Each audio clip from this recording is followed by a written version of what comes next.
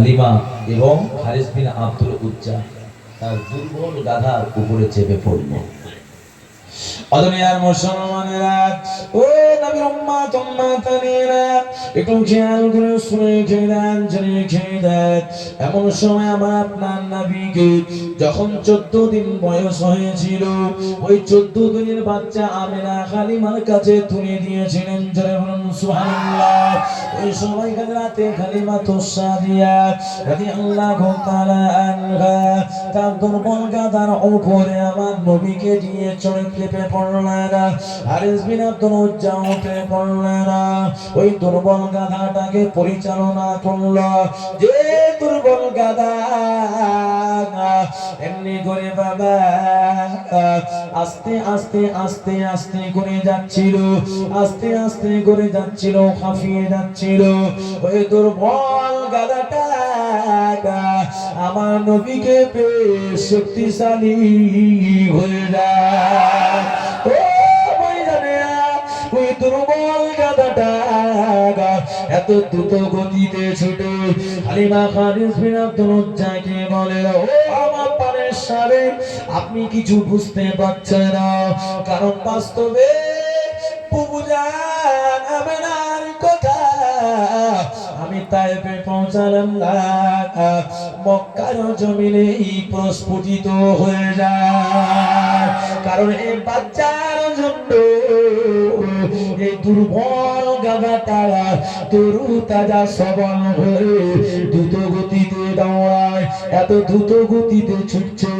ওই সময় হালিমা বলেন, স্বামী, আমরা যে বাচ্চা পেয়েছি এই বাচ্চাটা যাতা বাচ্চা নয়, এই বাচ্চাটা ওসিলায় আমাদের জীবন ধন্য হয়ে যাবে।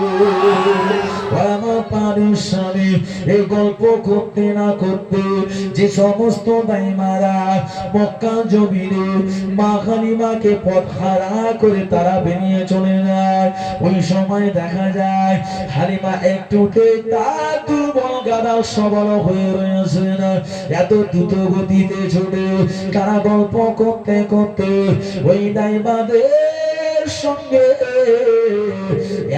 একসাথে চলে যায়।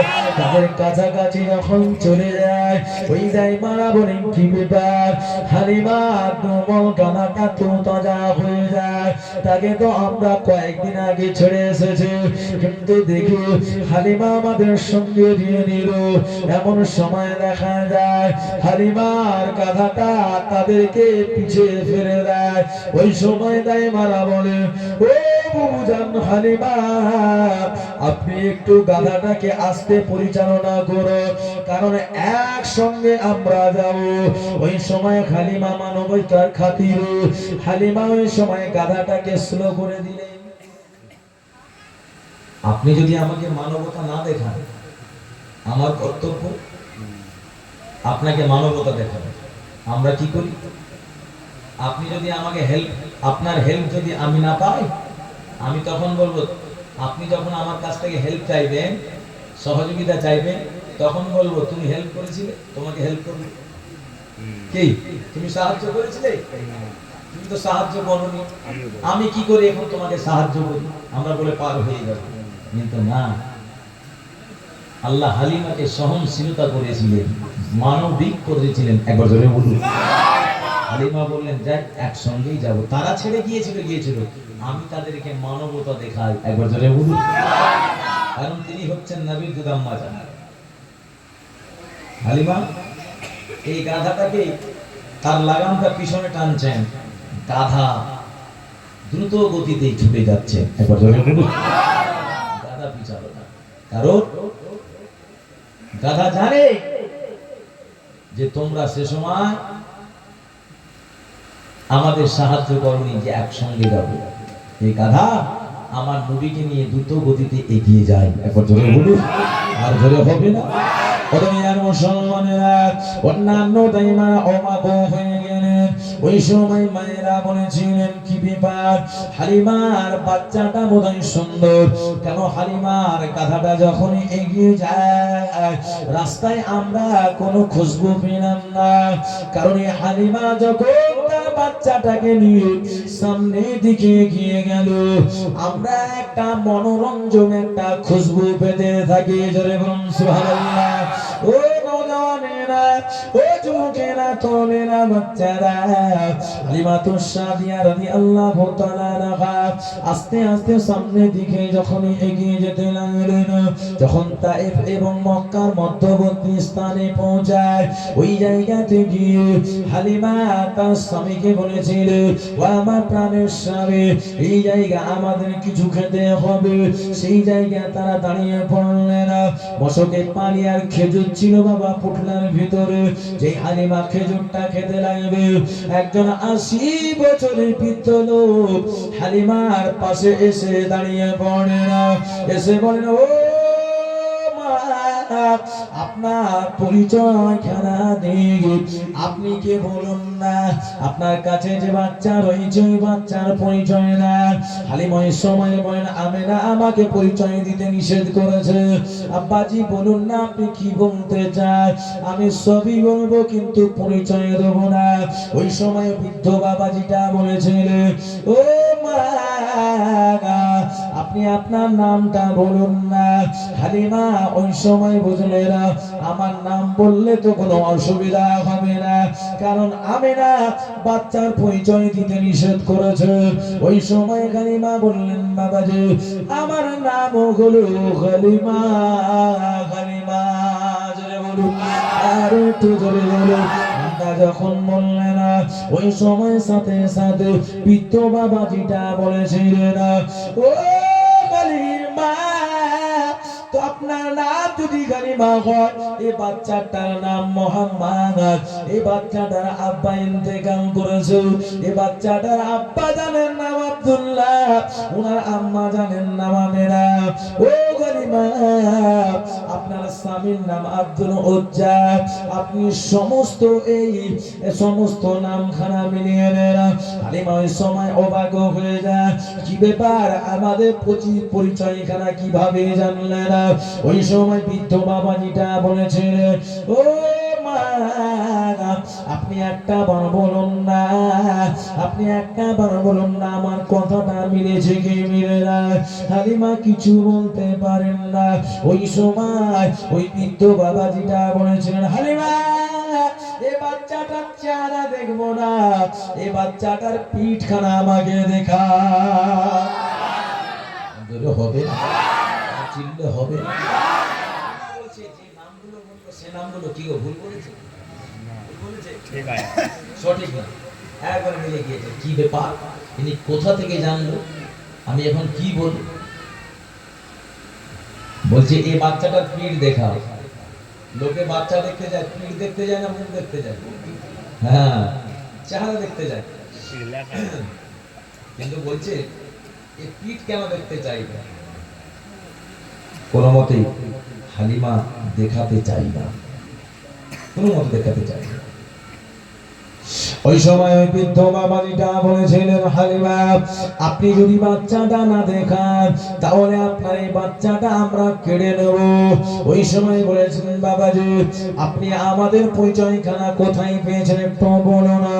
ওই সময় বৃদ্ধ বাবাজি বলেছিলেন, ও হালিমা আমি এই পরিচয়খানা পেয়েছি বাচ্চাটার পিঠটা প্রথমে দেখা, যখন এই রকম করে এ বাচ্চার ক্ষতি হতে দেব না, বাচ্চার পিঠখানা যখন দেখালেন ওই বৃদ্ধ বাবাজিটা আমার নবীর পিঠে লেখা রয়েছে হাজা নবী ওনা মুহাম্মাদুর রাসূলুল্লাহ।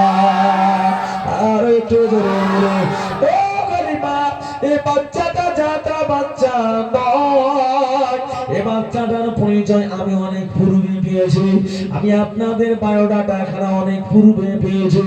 হালিমা, আমি তাওরাত জবুর ইনজিল আমি সবই পড়তে জানি। এই কিতাবের ভিতরে এই বাচ্চার আবির্ভাব সম্পর্কে লেখা রয়েছে।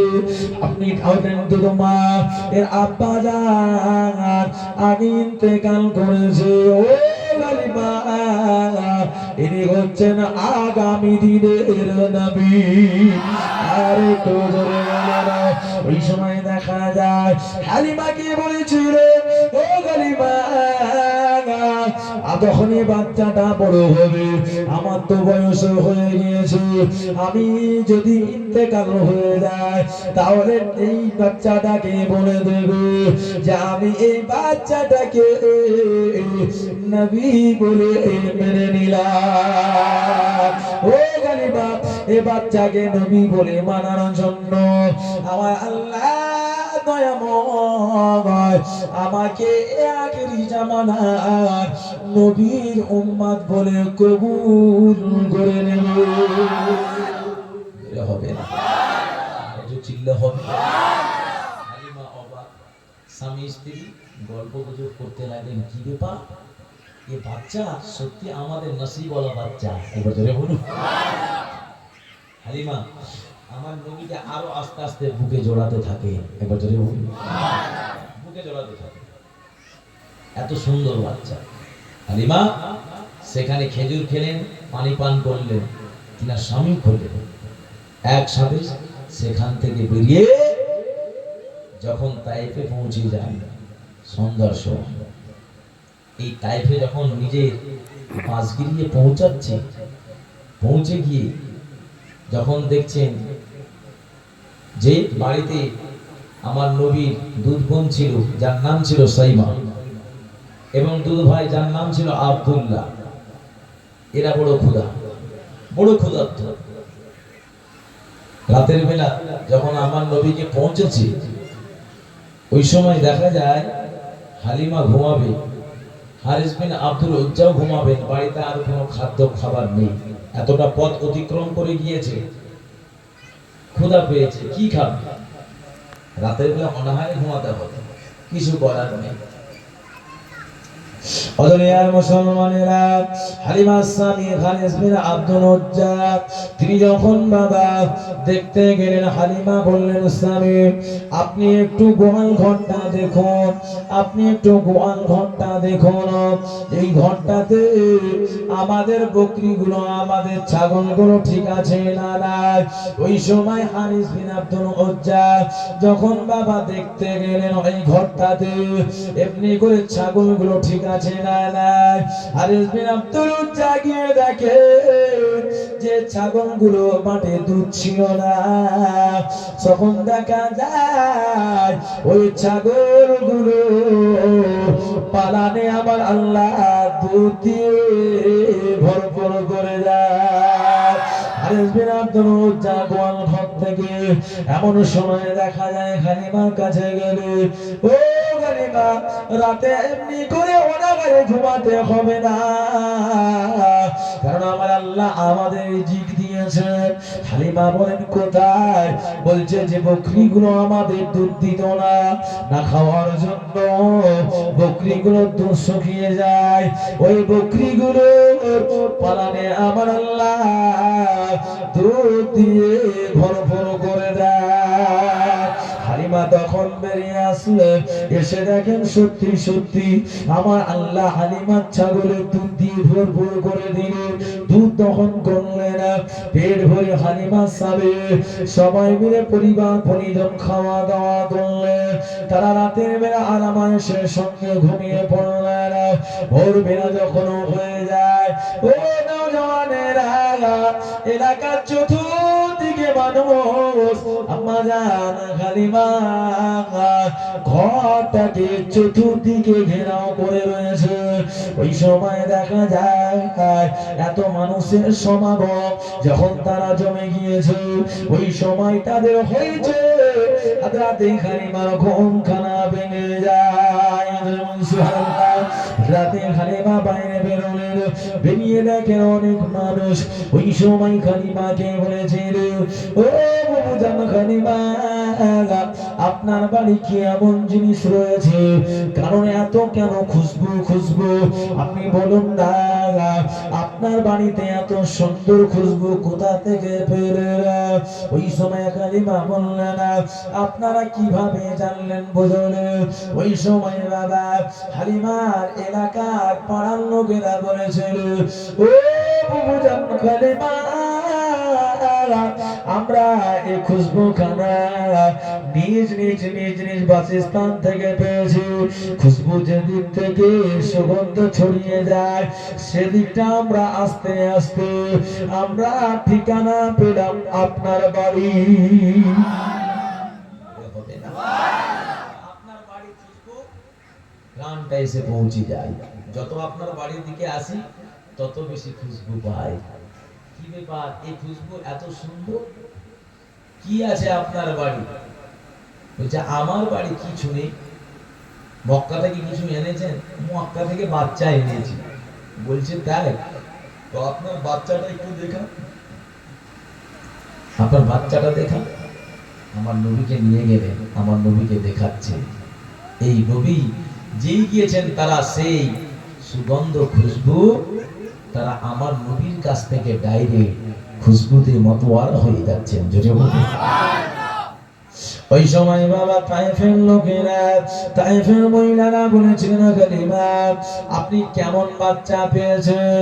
আপনি বাচ্চা পেয়েছেন না আসমানের চাঁদ আপনার বাড়ি নেমে এসেছে।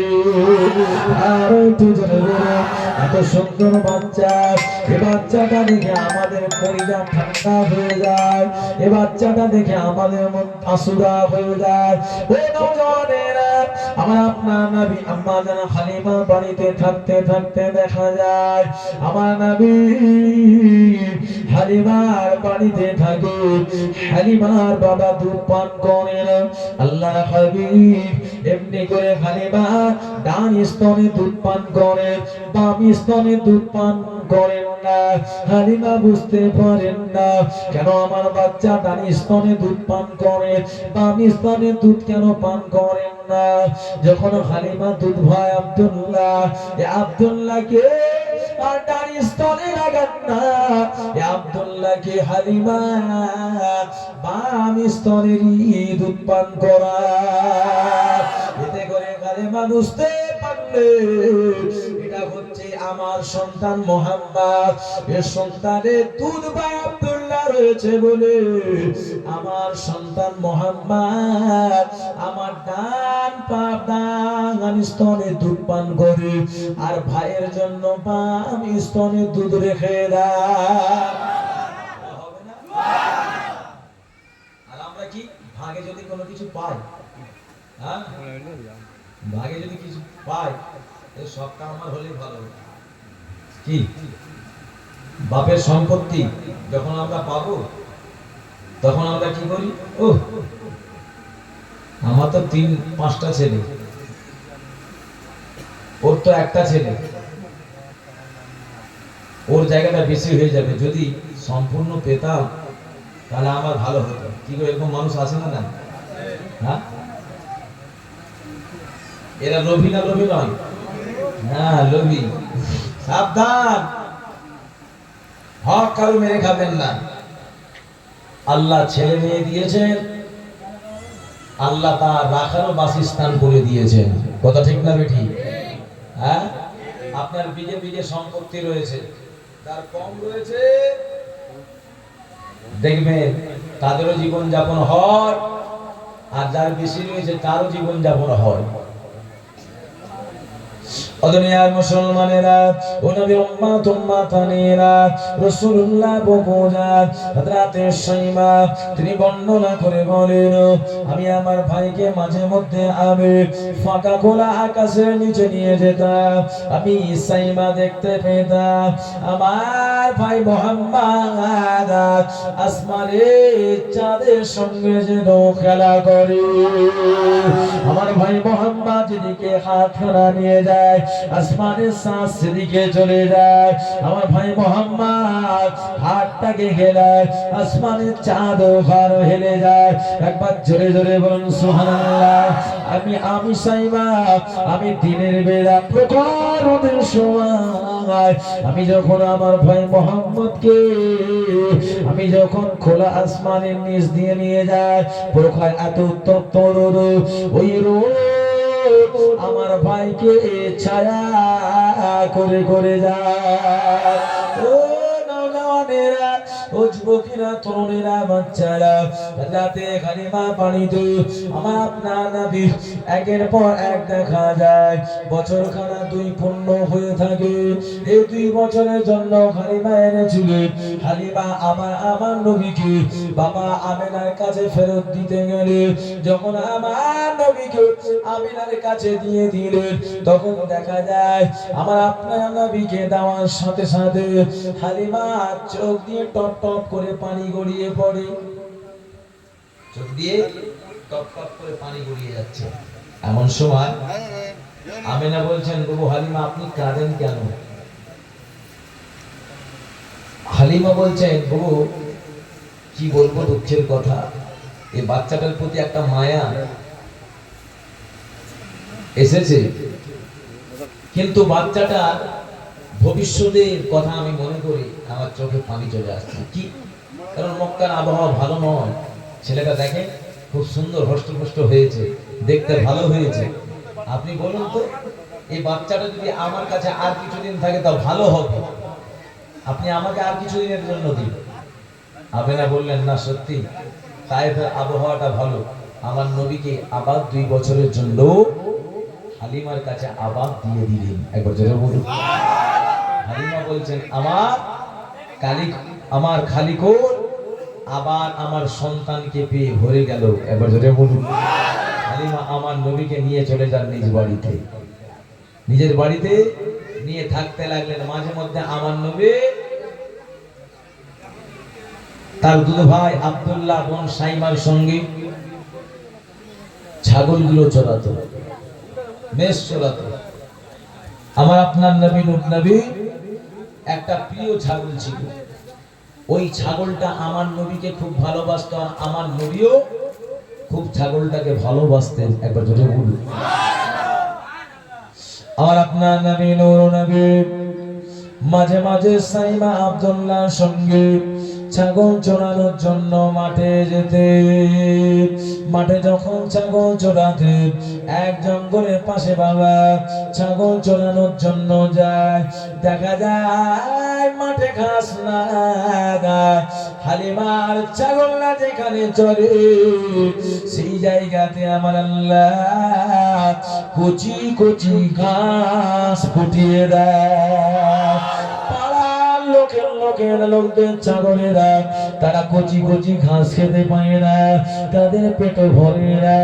সন্ধ্যা যখন হয়ে যায় হালিমার ছাগলগুলো পেট ভর্তি করে বাড়ি খেয়ে যায়। ওটাও যাওয়ানে রাজবকেরা।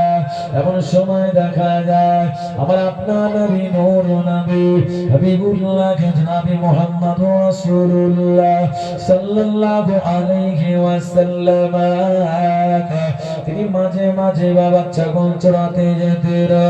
এমন সময় দেখা যায় এক জঙ্গলি বাঘ জঙ্গলে তারে এসে আমার নবীর দিকে তাকিয়ে থাকেন। জোরে বলুন সুবহানাল্লাহ।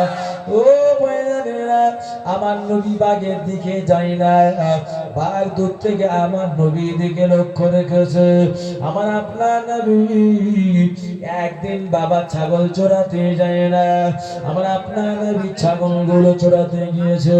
তার দুধ ভাই আব্দুল্লাহ যখন ছাগলগুলো চড়াচ্ছে তখন দেখা যায় একদল বাঘ দেখেন আমাদের নবী আসে না।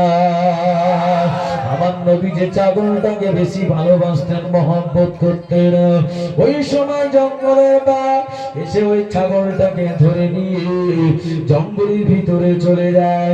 জঙ্গলের ভিতরে যে চলে যায় রাতে আব্দুল্লাহ দৌড়াতে দৌড়াতে বাড়ি চলে আসে।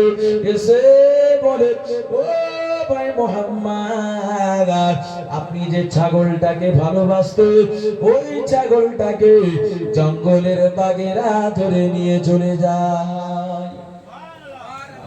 ওই ছাগলটাকে জঙ্গলে বাঘেরা ধরে নিয়ে চলে যায়। কি ব্যাপার জানো? এই ছাগলটা তুমি পাবে?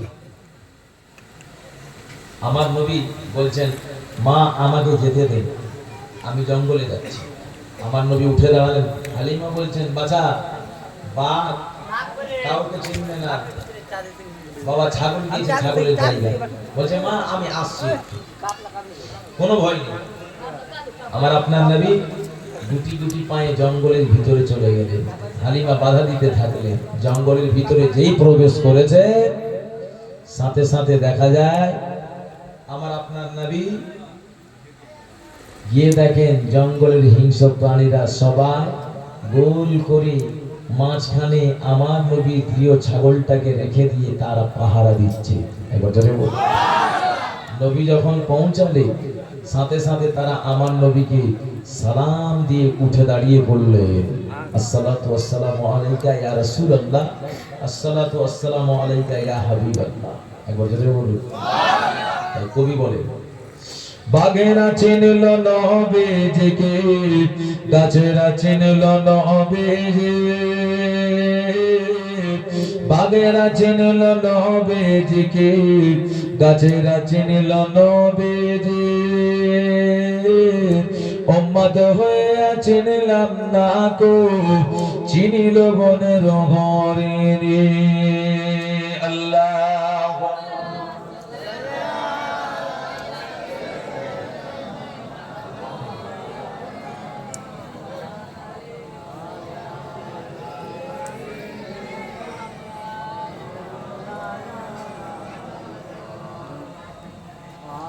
আল্লাহুম্মা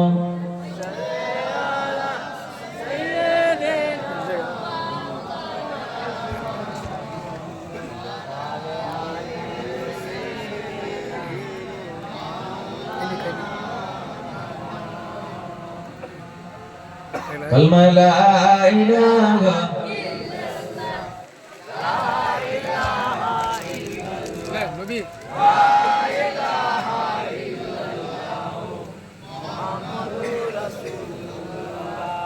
আল্লাহুম্মা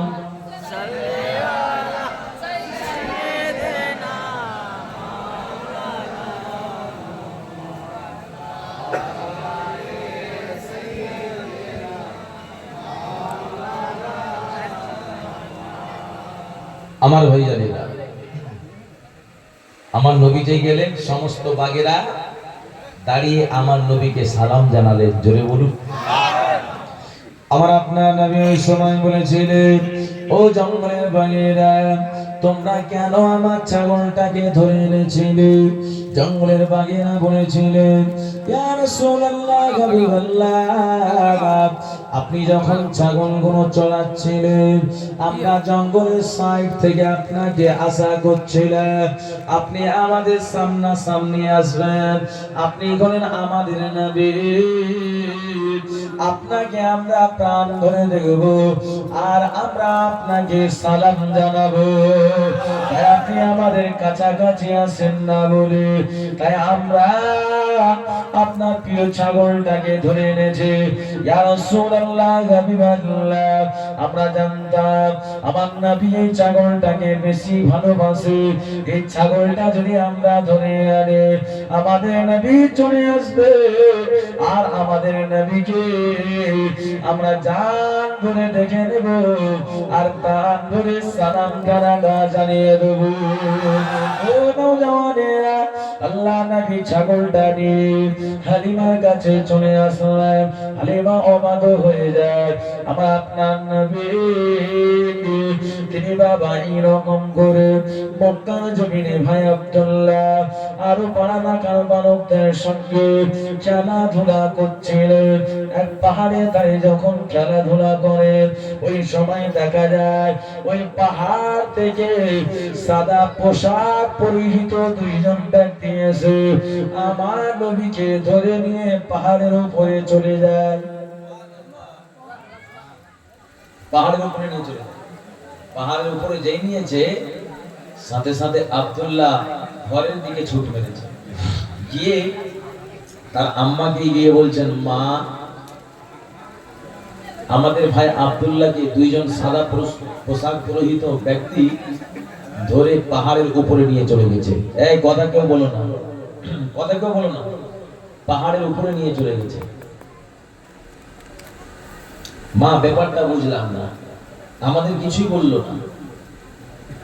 হালিমা ওই সময় ঘর থেকে পাহাড়ের দিকে দৌড়াচ্ছে, গিয়ে দেখে পাহাড়ের উপরে আমার নবী পাহাড়ের উপর থেকে নামছেন। হালিমা গিয়ে খুলে তুললেন, বাচ্চা কি হয়েছে বলো, তোমার কি হয়েছে, কে ধরে নিয়ে গিয়েছিল? আমার আপনার নবী ওই সময় বলেছিলেন, মা, এমন করে আমাকে দুইজন ব্যক্তি পাহাড়ের উপরে ধরে নিয়ে আসলো। এই পাহাড়ের উপরে আমার সিনাটা চাক করলো, আর কি করলো, একটা পেয়ালাতে আমি জমজমের পানি আর একটা এমনি করে ছুরি দিয়ে আমার সিনাটা চাক করে দিলেন। ওই সিনা খানা চাক করে দেওয়ার পরে আমার এমনি করে ভিতর থেকে কি যেন বার করে দিয়ে সব দিয়ে আমার পেটের ভিতরে ঢুকিয়ে দেয়। মা, এদেরকে আমি চিনতে পারলাম না, জানলাম না। ওই সময় হালিমা ঘাবড়ে গেলে আমার আপনার নবীকে হালিমা বাড়ি এনে স্বামীকে বললেন, ও আমার প্রাণের স্বামী, এ বাচ্চা হচ্ছে আমানতের বাচ্চা, এ বাচ্চাকে আর রাখা যাবে না, কারণ এই বাচ্চাকে মনে হয় কোন জিনের আসর হয়েছে। না না না, এ বাচ্চাকে আমরা ফেরত দিয়ে চলে আসে। সাথে সাথে হালিমা আবার আপনার নবীকে আমেনার কাছে নিয়ে চলে যায়। আমেনা বলেন, ও বুবু হালিমা, 4 বছর তো পূর্ণ হয় না, এখনো তো কয়েকদিন বাকি, আপনি বাচ্চাটাকে তাড়াতাড়ি নিয়ে চলে আসলেন, সেদিন আপনি দুঃখ রয়েছিলেন। হালিমা ওই সময় বলেছিলেন, ও বুবু আমেনা, এই ব্যাপার, এই বাচ্চাটাকে এক পাহাড়ে নিয়ে যাওয়া হয়েছিল, এই বাচ্চাটা পেটটা অপারেশন করা হয়েছিল, দিল কলিজাগুলো পার করে দিয়ে কিছু ধুয়ে দিয়ে আবার পেটের ভিতরে এমনি করে লাগিয়ে দেয়, সেট করে দিয়েছিল। মনে হয় এই বাচ্চাটাকে কোন জিনের আসর করেছে, ওই জন্য আপনার আমানতের বাচ্চা ফেরত দিতে এসেছি। আমেনা ব্যাপারটা বুঝলেন, কিন্তু হালিমাকে বুঝতে দিলেন না, কারণ হালিমা জানতো যে এর আগে ও বাচ্চা দিতে এসেছিল, এই বাচ্চাটা দেওয়ার জন্য তার মনটা খারাপ। আল্লাহ কোন ক্রমে আমার বাচ্চাটা ভায়া মহব্বত তার অন্তর থেকে ভুলিয়ে দিয়ে এই বাচ্চাটাকে আমার কাছে রেখে যাবে, তাই এসেছে। কারণ আমার সন্তানকেই জিন কখনো আসর করতে পারবে না, কারণ এই বাচ্চাটা যখন জন্মগ্রহণ করেছে বাচ্চাটা কাঁদে না। এই বাচ্চাটা যখন জন্মগ্রহণ করেছে বাচ্চাদের মায়ের নারীর সঙ্গে টান থাকে, সম্পর্ক থাকে। আমার এই বাচ্চা আমার নারীর সঙ্গে টান ছিল না, সম্পর্ক ছিল না, কারণ যা হয়েছে সৃষ্টিকর্তার পক্ষ থেকেই হয়েছে। একবার জোরে বলুন, এটা কি হয়েছিল? এটা কি হয়েছিল? আল্লাহর পক্ষ থেকে নবী 4 বছর বয়সে সিনা চাক হয়েছিল। একবার জোরে বলুন। আল্লাহ পাক কোরআন শরীফের ভিতরে বলছেন, আলাম নাশরাহ লাকা সাদরাক ওয়া ওয়াদানা আনকা বিজরাক। আমার আল্লাহ বলছেন, আমি কি তোমার বক্ষ বিতরণ করে দিবি? এই বক্ষ বিতরণ নবী কতবার হয়েছিল?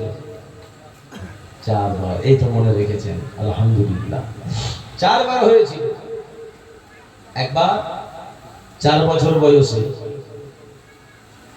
দ্বিতীয় নম্বর যৌবনে পদার্পণ করার সময়, 3 নম্বর কোরআন মাজিদ নাজিলের সময়, 4 নম্বর মেরাজে যাওয়ার পূর্বে। একবার জোরে বলুন সুবহানাল্লাহ। আমার আল্লাহ আমার নবীর দিল কলিজাগুলোকে সোনার পাত্রে আবে জমজমের পানি দিয়ে এই দিল কলিজা ধৌত করে তাতে প্রদত্ত জ্ঞান এলে হিকমত দিয়ে ভরপুর করে দিয়েছিলেন। একবার জোরে বলুন, আর জোরে হবে না। আমার নবী আম্মাজানের কাছে থাকতে লাগলেন। মাঝে মাঝে আমার নবী, বাচ্চারা খেলাধুলা করে, আমার নবী বাচ্চাদের সঙ্গে খেলা পছন্দ করতেন না, তিনি বসে বসে দেখাটা পছন্দ করতেন। কারণ নবী সবার সঙ্গে মিশাটা পছন্দ করতেন না, আল্লাহর হাবিব। কারণ একটা যে তার দায়িত্ব, একটা যে তার ভার, সবার সঙ্গে তিনি মিশতেন না, নিজে ওইটা বজায় রাখতেন। কারণ আমি নবী যে আলাদা, এ আলাদা বুঝটা আমার নবী ছিল। আম্মাজান হালিমা মাঝে মাঝে, আম্মাজান আমেনা মাঝে মাঝে আমার নবীকে আদব কায়দা সমস্ত কিছু শিখিয়ে দিতেন। একবার জোরে বলুন সুবহানাল্লাহ। মক্কা জমিনে বাচ্চা ছেলেরা যখন খেলাধুলা করে, আমার আপনার নবী শ্রী বসে বসে খেলাধুলা গুলো দেখে। একদিন বিকাল বেলা বাবা সুন্দর সময় যে বাচ্চাগুলো খেলাধুলা করে, আমার আপনার নবী সেই খেলাধুলা গুলো দেখে। ও নওজওয়ানেরা, এই খেলাধুলা গুলো দেখতে দেখতে দেখা যায় সন্ধ্যা যখন হয়ে যায়, সমস্ত বাচ্চাদের আব্বা আম্মা এসে নিজ নিজ সন্তানের ধুলো পানি মুছে দিয়ে কোলে নিয়ে বাড়ি চলে যায়। আল্লাহর হাবিব সাল্লাল্লাহু আলাইহি ওয়াসাল্লাম মনে মনে চিন্তা করে, আমি মুহাম্মদ বারে বারে দেখি, প্রত্যেক দিন দেখে প্রত্যেক বাচ্চার আব্বারা এসে নিজ নিজ সন্তানকে আদর করে নিয়ে যায়। আজকে আমি মুহাম্মদ আমার আব্বা জানে আমি অপেক্ষা করব, কারণ আমার আব্বা তো কোনোদিন আসে না। আমার নবী সেদিনই নিজের আব্বা বলে যে কি জিনিস ছিল সেদিন প্রথম ধারণাটা এসেছিল। সবার আব্বা আসছে, আমার কি আব্বা নেই? আজকে আমার আব্বা না আসলে আমি যাব না, আমার নবী ভাবছে। ও সোনা মানিকেরা, একের পর এক সব বাচ্চারা চলে যায়, কিন্তু বাবা দেখা যায় এমন সময় মক্কার লোকেরা সব বাচ্চা নিয়ে যায়। আমার নবীকে বলেন, মুহাম্মদ তুমি কি বাড়ি যাবে না? আল্লাহ নবী কোনো কথা বলেন না, তারা সবাই চলে যায়। সন্ধ্যা হয়ে যায়, আমার নবীর আব্বা জান গিয়ে হাজির হন না। আল্লাহ নবী মন মলিন করে তিনি আস্তে আস্তে গুটি গুটি পায়ে বাড়ি যখন যায়, আমেনা বলেছিলেন, বাছা মুহাম্মদ কি ব্যাপার বাবা, তুমি তো আসতে বাড়ি কখনো দেরি করো না, কারণ তুমি সন্ধ্যার আগে চলে আসো। আজকে তোমার অন্ধকার হয়েছে, তুমি এখন আসছো, তোমার মনটা কেন মলিন বাবা? ওই সময় আমার নবী বলেছেন, আম্মা জান আমি এমনি করে মক্কার বাচ্চারা খেলাধুলা করে, এ মক্কার বাচ্চাদেরকে সন্ধ্যার সময় তার আব্বারা ধুলোবালি ঝেড়ে দিয়ে ওই বাচ্চাদেরকে কোলে নিয়ে তোলে চলে যায়। কিন্তু আমার কি আশা নাই, আমার আব্বা জান আমাকে করে করে নিয়ে আসবে। ও সোনা মানিকেরা, রাতে আমেনা স্বামীর কথা মনে পড়ে যায়। আহারে আমার সন্তান বাচ্চার কথা মনে পড়েছে, আব্বার কথা মনে পড়েছে, তার আব্বা জানকে দেখতে চাইবে। আমি আমেনা আজকে আমি আমার স্বামীকে আমার সন্তানের কাছে কোথা থেকে আমি দেখাবো? আমার সন্তানকে যদি বলি, বাচ্চা তোমার আব্বা ইন্তেকাল করেছে, আমার সন্তান তো কাঁদবে, দুঃখ পাবে, কষ্ট পাবে। আমেনা চোখ দিয়ে পানি গড়িয়ে যায়। আমার আপনার নবী বারে বারে বারে বারে বলেন, মা আপনি একটা বার বলুন না আমার আব্বা কোথায়, আমি আমার আব্বার কোলে চাপবো। এইরকম করে কয়েকদিন ধরে আমেনাকে আমার নবী ঘুমাতে দেয় না।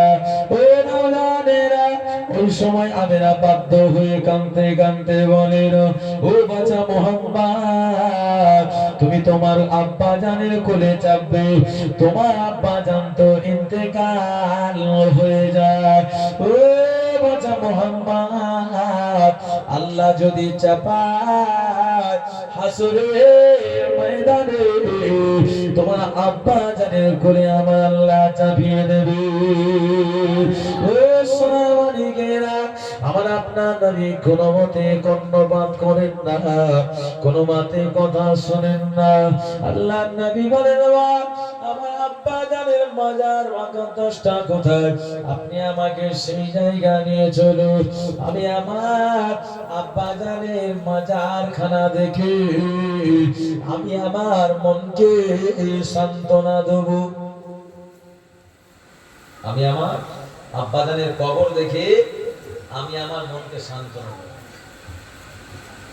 আমেনা সকাল যখন হয়ে গেল, শ্বশুর মশাই আব্দুল মুত্তালিবের কাছে গেলেন, গিয়ে বললেন, শ্বশুর মশাই এই ব্যাপার, কারণ আমার বাচ্চাটা এই যে আব্বার খেয়াল চলে এসেছে, আমাকে বেশ কয়েকদিন থেকে ঘুমাতে দেয় না, শুধু আব্বা আব্বা করে। বলছে আব্বা বেঁচে নেই তো আব্বার কবরটা একটু আমাকে দেখিয়ে আনো।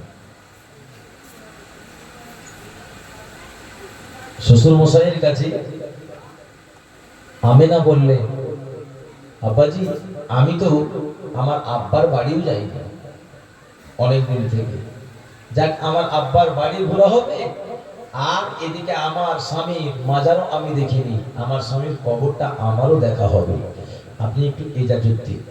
ওই সময় আব্দুল মুত্তালিব বললেন, আমেনা যাবে তো তোমাকে একা ছাড়া যাবে না, সঙ্গে উম্মে আইমানকে দিয়ে যাও।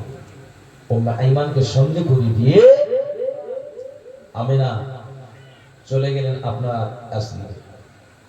আশরিফে যখন যায়, আমেনা কি খবর পায় তার আব্বা আব্দুল ওয়াহাব জুহুরি তিনিও ইন্তেকাল করেছেন। বলুন ইন্না লিল্লাহি ওয়া ইন্না ইলাইহি রাজিউন। কারণ সে সময় মোবাইলের যুগ ছিল না যে খবরটা তাড়াতাড়ি পৌঁছে যাবে, কোনো ব্যবস্থা ছিল না। আমেনা এখানে এক দুঃখ, বাবার বাড়ি গিয়েও এক দুঃখ। দিন কাটে দিন যায়, আমেনা দুঃখখানা বেড়ে যায়। আমেনা তিনি আব্বা জানের বাড়িতে থাকতে লাগলেন। যখন 15 দিন হয়ে যায়, ওই সময় আমার নবী বলেন, মা আর কটা দিন থাকবেন, চলুন না আব্বা জানের কবরটা দেখব। ওই সময় বাবা রাসূলুল্লাহ নানি জান বানিয়া আমার নবীর কপালে চুমা দিয়ে দেয়। রাতে আমেনা আমার নবীকে সঙ্গে করে দিয়ে আবুয়া নামক জায়গা চলে আসলেন। উম্মে আইমান বললেন, ও আমেনা দেখুন না, দেখুন ওই যে আপনার স্বামী আব্দুল্লাহর কবর। ওই সময় আমেনা চোখে পানি চলে আসলো, অন্তরটা বাবা ভরাক্রান্ত হয়ে গেল। ওই সময় আমেনা আমার নবীকে বলে দিলে, ও বাজা মোহাম্মদ, ওই যে দেখো তোমার আব্বা জানে এর কবর। আল্লাহ নবী যখন দেখতে পেলেন আব্বা জানের কবর, ছুটে গিয়ে কবরের পাশে দাঁড়িয়ে আমার নবী আব্বা আব্বা আব্বা আব্বা বলে ডাক দেয়, আব্বা আব্বা বলে ডাক দেয়। ও আমার আব্বা একটা বার উঠুন না, ও আমার আব্বা একটা বার উঠুন না, আমি আপনার সন্তান মোহাম্মদ এসেছে। আব্বা জান আপনি উঠুন, আপনারা কোলে চাপবো, আপনার গালে মুখে চুমা দেব। আপনি কি আমাকে আদর করবেন না, সহগ করবেন না? আমার নবী এরকম আব্বা আব্বা বলে ডাক দেন। আর এইদিকে আমিনা এইরকম করে বাবা আমার নবীর কান্না দেখে আমিনা কাঁদতে পারে না, তার ভিতরটা ফেটে যায়, বুক কানা ফেটে যায়। কিছুক্ষণ পর দেখা যায় রাসূলুল্লাহর আম্মা জান আমিনা আল্লাহর জমিনে শুয়ে পড়লেন। উম্মে আইমান ছুটে আসলে, এসে বললেন, ও আমিনা বলুন না কি হয়েছে? আমিনা ওই সময় বললেন, উম্মে আইমান আমার ভিতর ভালো করে না, আমার ভিতরটা যেন ফেটে যাচ্ছে, চাপ মেরে এসেছে। কারণ আমার নবী আব্বা আব্বা বলে ডাক দিচ্ছে, আমিনা কষ্ট পাচ্ছে। এই কষ্টটা সে কাঁদতেও পারে না যে আমি যদি কাঁদি আমার বাচ্চা মোহাম্মদ আরো কাঁদবে। আহা, তিনি এই কান্নাটাকে ধরে রাখলেন, এই দুঃখটাকে ধরে রাখলেন। যখন দেখবেন আমরা দুঃখটা ধরে রাখবো, আমাদের বাক শক্তিটা হারিয়ে ফেলবে। আর যখন মানুষ দুঃখে একটু কেঁদে নেবে, দেখবেন এই কান্নার ভিতরে তার ভিতরটা যেন হালকা হয়ে যায়। আমিনা কিন্তু কাঁদতে পারে না, ভিতরটা তার ছারখার হয়ে যায় বলে। এই আমিনার ভিতরটা চৌচির হয়ে যায়। আমিনা বাবা অসুস্থ হয়ে পড়লেন। আমিনার শুয়ে থাকা দেখা আমার নবী যখন দেখতে পেলেন, আল্লাহ নবী দৌড়ে এসে আম্মা জানের পাশে বসে বললেন, মা আপনার কি হয়েছে, উঠুন না। আমিনা কোনো কথা জবান থেকে বেরোয় না।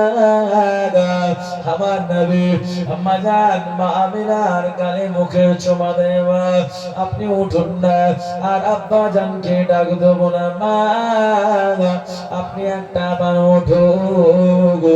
আল্লাহ পাকের হুকুমে মালাকুল মাউত হযরত আজরাইল আলাইহিস সালাতুস সালাম আমিনার জান কবজ করে নিলেন।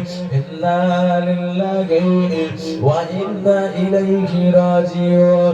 ও আমার ভাইয়ারে, আমাদের বাবার বডি কানা নড়ে না। উম্মে আইমান বলেন, ও আমিনা তুমি কি করলে? এই মুহাম্মদকে এতিম করে দিলে। এতদিন আব্বা খানা এতিম ছিল আমিনা, আজকে মা খানা হয়ে গেল। ও আমিনা তুমি কি আজকে বাচ্চাটাকে এতিম করে দিয়ে চলে গেলে? আমি কি করে সান্ত্বনা দেব? আল্লাহ নবী আম্মা জানে গালে মুখে চুমা দে, মা মা বলে ডাক দেয়, কিন্তু আমিনা দুনিয়ার জমিনে নাই। আমার নবী কেঁদে যাচ্ছে না। ওই সময় উম্মে আইমান আমার নবীকে সান্ত্বনা দিয়ে বললে, ও মুহাম্মদ কেঁদো না, আল্লাহ পাকের হুকুম অনুযায়ী তোমার আম্মা জান দুনিয়ার জমিন থেকে বিদায় নিয়েছে। উম্মে আইমান কবর খুঁড়ে দিলে, কবর খোঁড়া যখন হয়ে যায় আমিনাকে কবরে নিয়ে যাওয়া হচ্ছে। আমার নবী বলছেন, উম্মে আইমান আমার আম্মাকে কেন গর্তের ভিতরে নামিয়ে দিলে? আমার আম্মাকে কেন গর্তের ভিতরে নামিয়ে দিলে? আমার আম্মাকে কি আপনি মাটি চাপা দিয়ে দেবে? আমি মুহাম্মদ আর কি জনমের মতো মায়ের মুখ দেখতে পাবো না।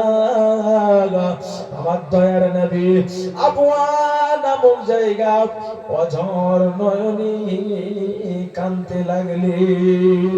ও সোনার মানিকেরা, আল্লাহ নবীর কান্না দেখে আসমানের ফেরেশতারা বলেন, আল্লাহ আপনি আর কত পরীক্ষা করবেন আপনার নবীকে? মায়ের গর্ভে থাকাকালীন আপনি আমার নবীকে আব্বা ঘাড়া করে দিলেন। এখন আমার নবী 6 বছর বয়স, এখন আপনি আমার নবীকে মা ঘাড়া করে দিলে। আমার নবী, আপনার নবী কার কাছে লালতি ফলিত হবে? কারণ আপনার নবী আপনার দিন ইসলাম প্রচার করবে, আপনার নিয়ে কথা বলবে, আপনার নবীর কত শত্রুতা তৈরি হবে, কাকে গিয়ে আমার নবী কার কাছে সান্ত্বনা পাবে? আল্লাহ নবী অঝর নয়নে কাঁদে, মরুর বালিরা কাঁদে, গাছপালা তরুলতা কাঁদে, হুম্মায়মানের চোখ দিয়ে আমার নবীর কথা শুনে পানি থামে না। আমার নবীকে সব সময় সান্ত্বনা দিতে লাগলে, ও মুহাম্মদ, আল্লাহর বিধান অনুযায়ী মাটি দিতে হবে, মাটি চাপা দিচ্ছে, মাটি চাপা দিচ্ছে। এমন সময় আমিনার মুখটা জেগে রয়েছে। ওই সময় আমার নবী বলছেন, উম্মাইমা, আর কি জনমের মতো আমার মুখ দেখতে পাবো না? ও সোনার মালিকেরা, আমার আপনার নবী আম্মা জানের গালে মুখে শেষবারের মতো চুমা দিবে। এই চুমা দেওয়ার পরে উম্মে আইমান আমার নবীকে ধরে তুললেন। যখন ধরে তুলে নিয়েছে, উম্মে আইমান মাটি চাপা দিচ্ছে।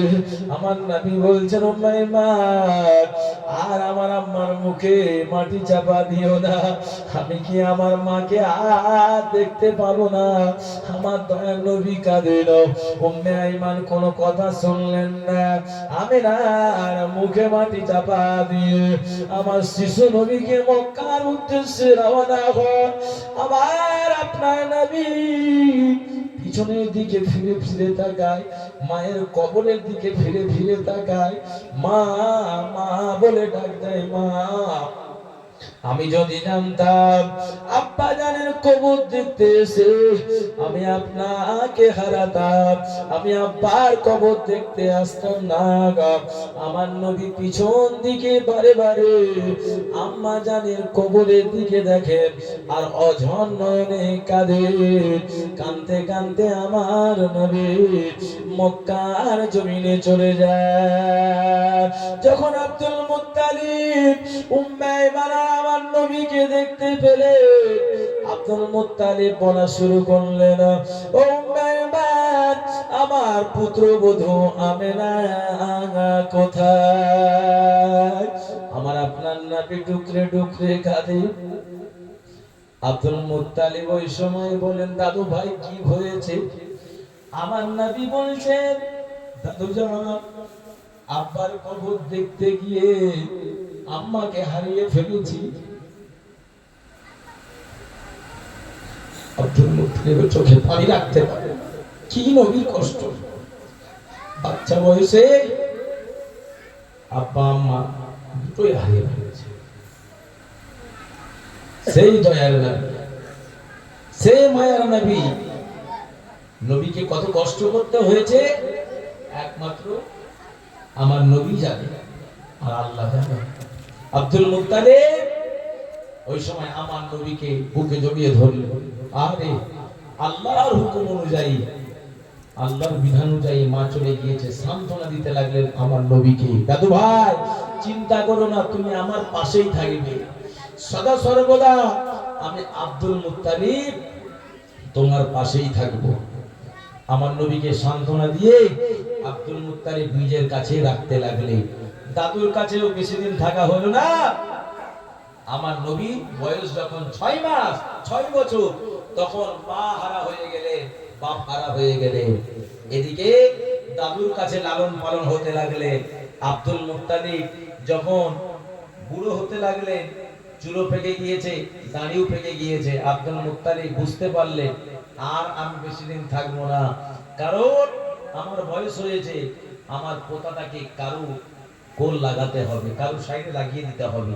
তার 10 জন ছেলেকে ডাকলেন, ডেকে বললেন, ও আমার সন্তানেরা, তোমার এই ভাতিজা আমার এই পোতাটাকে তোমরা কে নেবে বলো, কেমন ভাবে দায়িত্ব নেবে?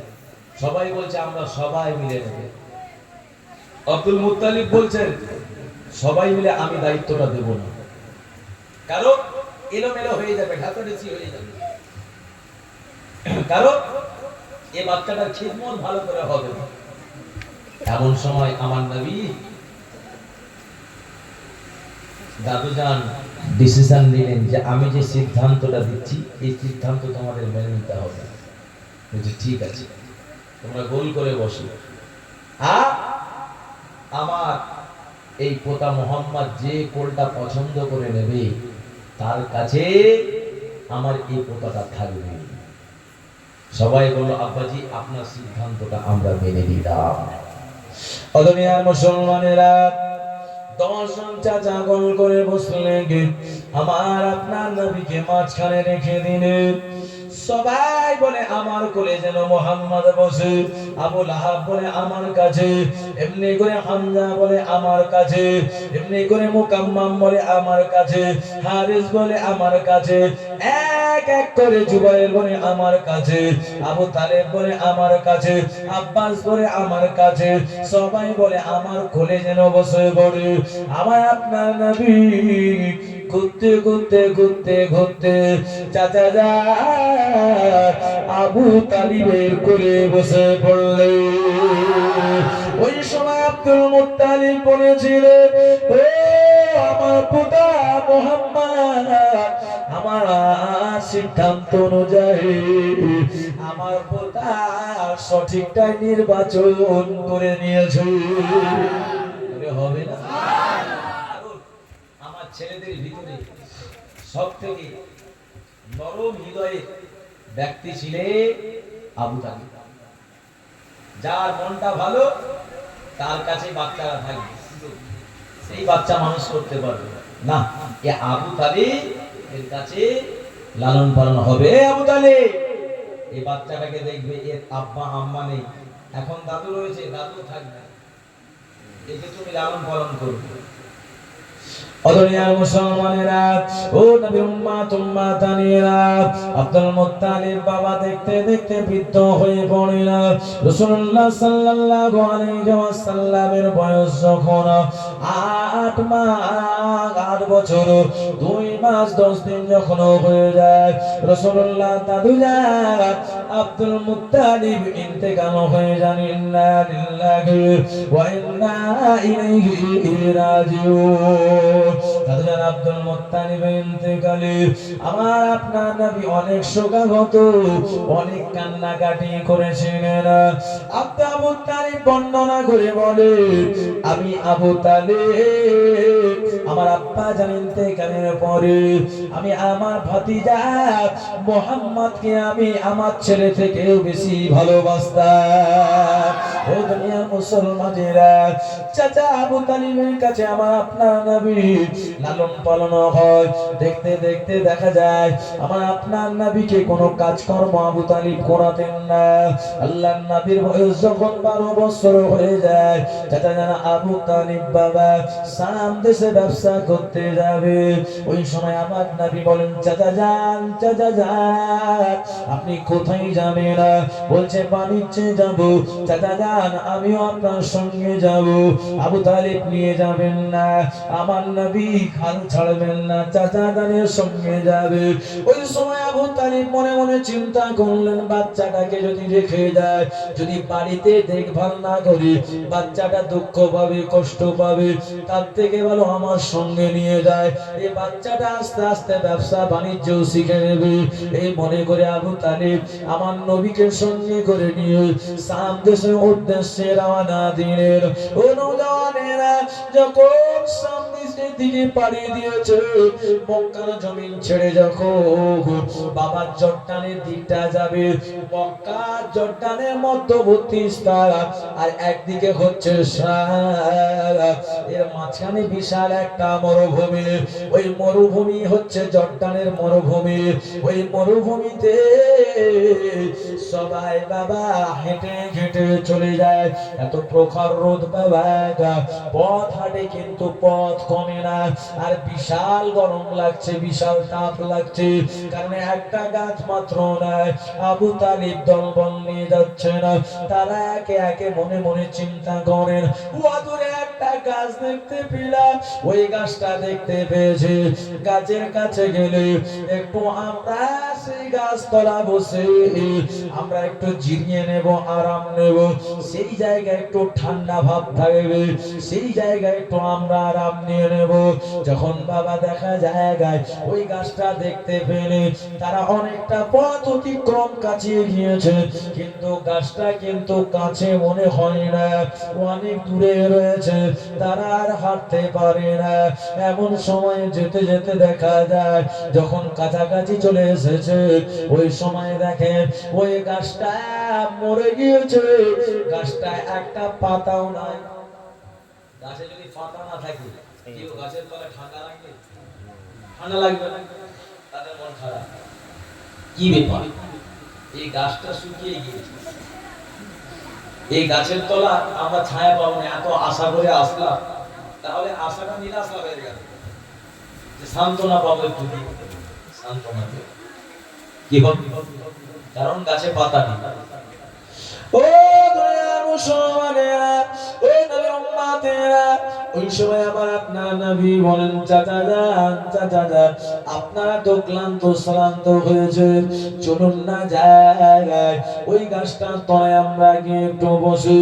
ওই জায়গা যখন আমার নবী বললেন, চাচা যান একটু গিয়ে বসলে তবু একটু আরাম পাবেন, স্বস্তি পাবেন, আমার আপনার নবী তাদেরকে ডাকতে ডাকতে তারা এগোচ্ছেন না। আল্লাহ নবী গাছের তলায় গিয়ে কদম রেখে বসে পড়লেন, সাথে সাথে মৃত্যু গাছটা আমার আল্লাহ জীবিত করে দিয়ে আমার নবীর নূরের কদমের ওসিলায় ওই মৃত্যু গাছে তরুতাজা পাতা গা ফুটিয়ে দেয়। আর একটু জোরে বলুন, আবু তালিব দলবলেরা অবাক হয়ে গেল, কি ব্যাপার, বাচ্চা এতিম বাচ্চা হতে পারে, কিন্তু এই বাচ্চা জাতা বাচ্চা নয়, এ বাচ্চা জাতা বাচ্চা নয়, কারণ এ বাচ্চা কদমে ওসিলায় শুকনো গাছ জীবিত হয়ে কচি কচি পাতা ফুটে যায়। এ বাচ্চা হচ্ছে বরকতময়। আপনার নবীকে সময় ভালোবাসতে লাগলে, মহব্বত করতে লাগলে, সেখানে তার আরামায়েশ করলেন, পানি খেলেন, খেজুর খেলেন, সেখান থেকে স্বামীর উদ্দেশ্যে রওনা হয়েছেন। একটা খ্রিস্টানদের পাদ্রী, যার নাম ছিল বুহাইরা। এ বুহাইরা তিনি কিন্তু বাবা একটা গির্জায় বাবা রান্না চাপিয়েছেন, অনেক বিশাল লোকের আইটেম করছেন, তিনা লোকেরা বলছেন, তিনা শিষ্যরা বলছেন, ও আমাদের বাদশাহ বুহাইরা, আপনি ভুলুন না, আপনি এত রান্না কেন করবেন? বলছে মেহমান আসবে। কোন মেহমান আসবে? কোথা থেকে আসবে? না বলছে মেহমান আসবে মক্কা জমিন থেকে। ওই সময় বুখাইরা রান্না বান্না চাপিয়েছে না, বলছে যাও, চলে যাও, মেহমান কারা আসবে তোমরা রাস্তায় দেখবে। মক্কা জমিন থেকে মেহমান গুটি গুটি পায়ে হেঁটে আসছে। ওই সময় বাবা বুখাইরার শিষ্যরা তারা যখন রাস্তার ধারে চলে যায়, রাস্তার কাছাকাছি যখন গিয়েছে, দেখছেন একদল মানুষ হেঁটে আসছে, আর ওই মানুষের ওই কাফেলা দিকে দুই ধারের গাছগুলো ঝুঁকে ঝুঁকে পড়ে যায়। ওই সময় বুহাইরার শিক্ষকরা, বুহাইরার শিষ্যরা অবাক হয়ে গেল। বুহাইরাকে বলেন, কি ব্যাপার, এই রকম তো দৃশ্য দেখতে পায় না। একটা কাফেলা আসছে, ওই কাফেলার ভিতরে দুই দিকে গাছপালা গুলো ঝুঁকে ঝুঁকে পড়ে যায়। আরো একটু জোরে বলে। এই সময় বুহাইরা বললেন, শুধু গাছ নয়, আরো গিয়ে কিছু দেখতে পাবে। তারা আবার চলে গেল। যখন কাফেলা কাছাকাছি চলে আসলো, তারা দেখতে পেল আসমানের ওই দলের ভিতরে একটা 12 বছরের বাচ্চা ছেলে রয়েছে। ওই বাচ্চাকে আসমানের মেঘ ছায়া করে করে আসে। ওই সময় বাবা দেখা যায় ওই বুখাইরা শিষ্যরা তারা বুখাইরাকে গিয়ে বলেন, ও আমার বাদশা, আমাদের পাদরে আপনি বলুন না, ইনাদের ভিতরে এমন একটা বাচ্চা রয়েছে, ওই বাচ্চাকে আসমানের মেঘ যেন ছায়া করে করে যায়। এই দৃশ্যখানা দেখলাম। বুখাইরা বললেন, ও আমার শিষ্যরা, ইনি আর অন্য কেউ নয়, আগামী দিনের নবী। আর একটু জোরে, আর একটু চিল্লে বলো,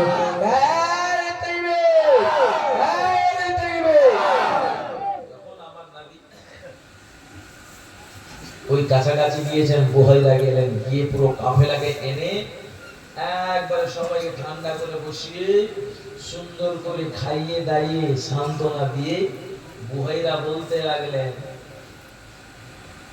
এই বাচ্চাটা এখন গার্জেন কি? বলছে এই বাচ্চার গার্জেন আবু তালিব। বললেন আমি বললাম চাচা, বলছে এই বাচ্চাকে কোথায় নিয়ে যাচ্ছে?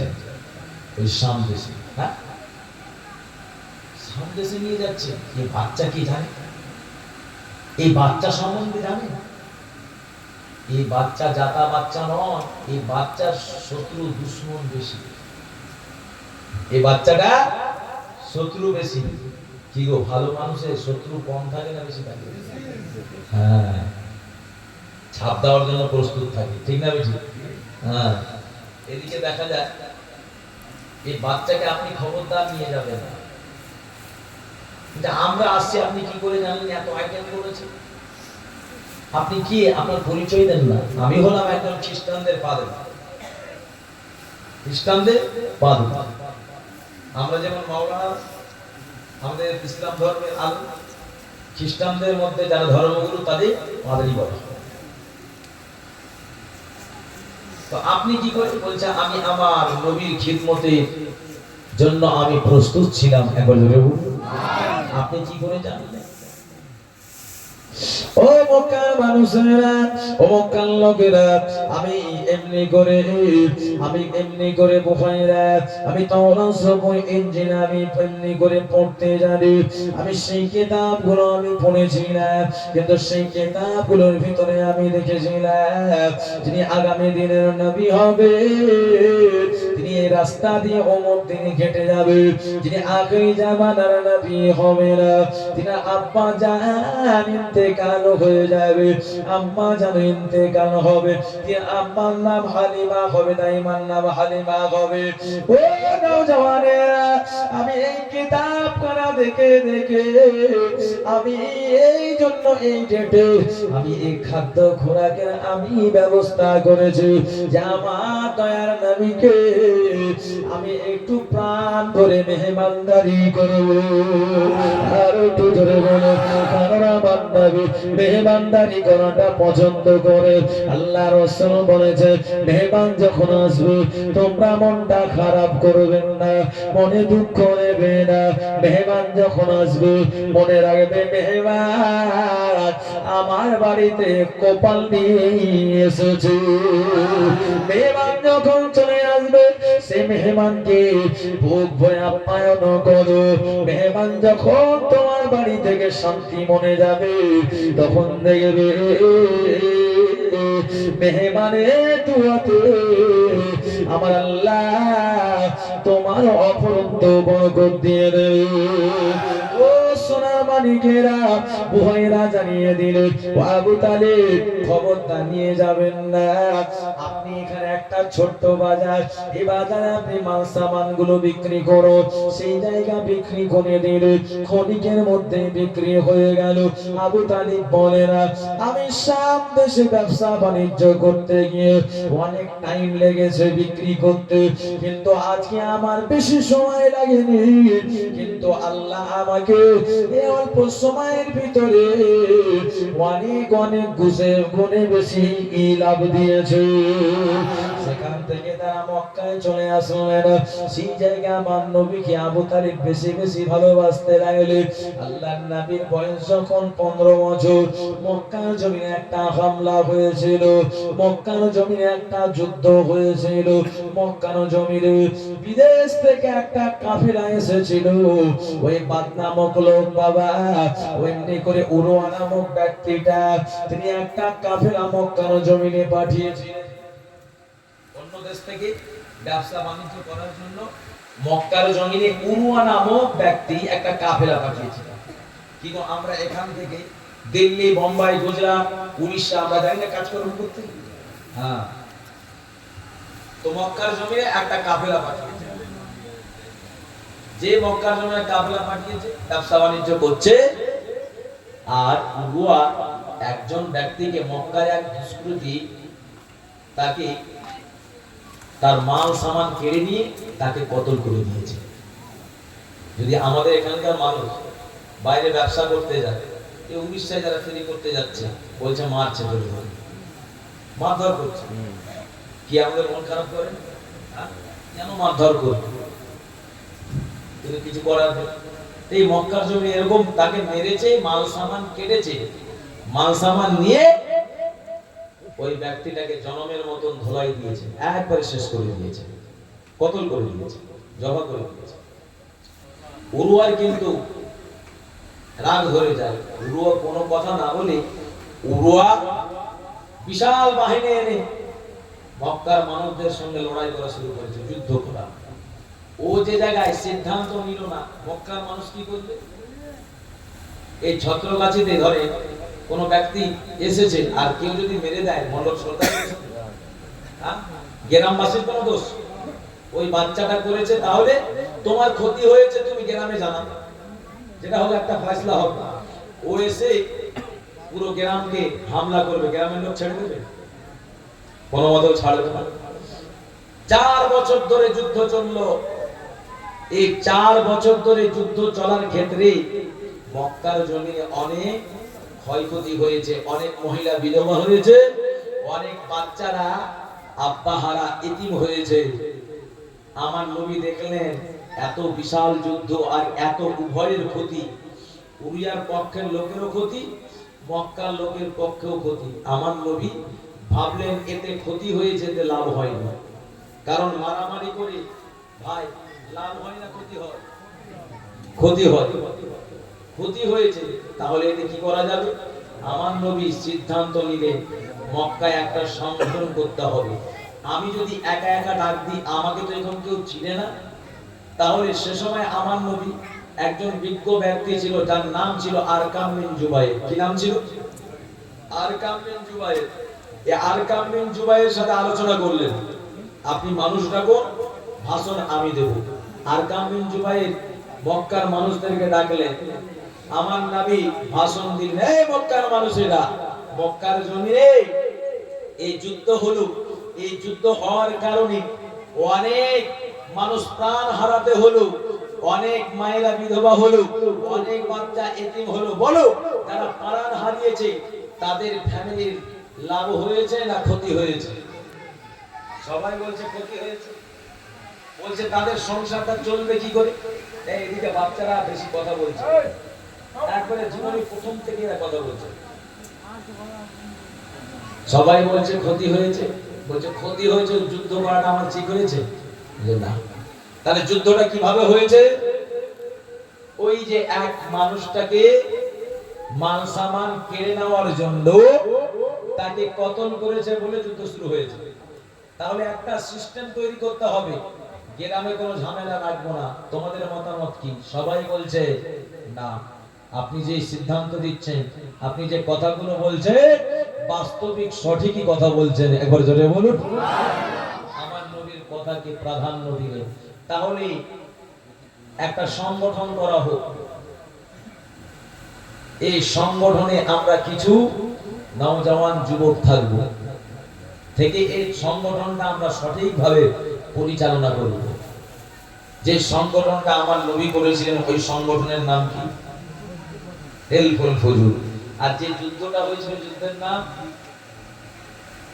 ফুজ্জারের যুদ্ধ।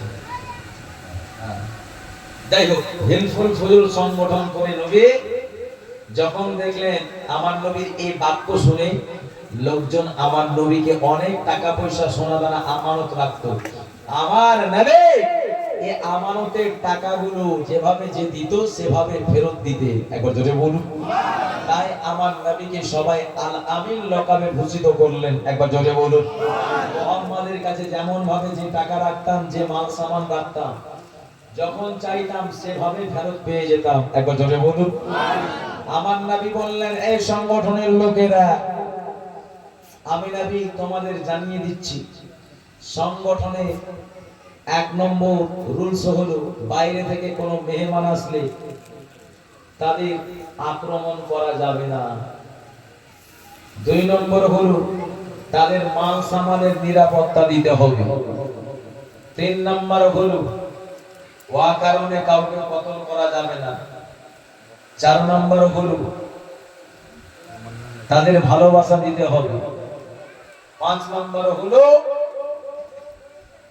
যদি কাউকে তোমার পারিশ্রমিক কাজ করাও তাহলে তার মূল্যটা তাকে সাথে সাথে দিয়ে দিতে হবে। এটা হলো সংগঠনের নিয়ম নীতি, মেন ঘোষণা।